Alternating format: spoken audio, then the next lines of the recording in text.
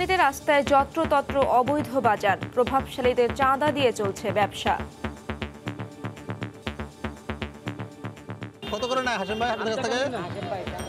টাকা না? বাড়ছে যানজট, দুর্ভোগে নগরবাসী। বাসা থেকে আসতে পারি না, যাবার সময় যেতে পারি না, অফিস টাইমের সময় প্রবলেম হয়। রিক্সা গাড়ি তো দূরের কথা, হাঁটাটাই অনেক ডিফিকাল্ট হয়ে যায়। একে অপরকে দায় চাপাচ্ছে সিটি কর্পোরেশন ও পুলিশ।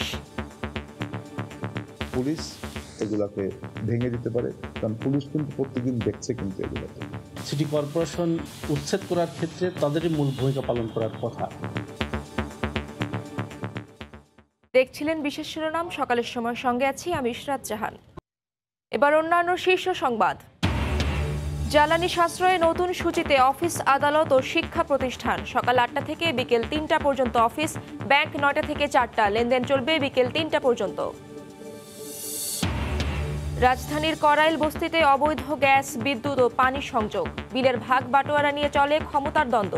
বাণিজ্য টিকিয়ে রাখতে গড়ে উঠেছে একাধিক প্রভাবশালী গ্রুপ। চট্টগ্রামে চাঞ্চল্যকর মৃত্যু হত্যার মূল পরিকল্পনাকারী স্বামী বাবুল আক্তার, সোর্স মুসা সহ 7 জনকে অভিযুক্ত করে চার্জশিট চূড়ান্ত। পরকীয়ার জেরে খুন, জানালো পিবিআই। উত্তাল সাগর থেকে উদ্ধার 32 বাংলাদেশি জেলেকে ফেরত দিল ভারত। কোস্টগার্ডের কাছে হস্তান্তর, স্বজনদের ফিরে পেয়ে আত্মহারা পরিবার। এখনও নিখোঁজ 4 জেলে।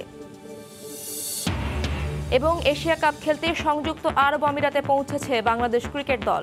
একদিনের বিশ্রাম শেষে নামবে অনুশীলনে। ভিসা জটিলতায় তাসকিন, বিজয়ের ফ্লাইট আজ।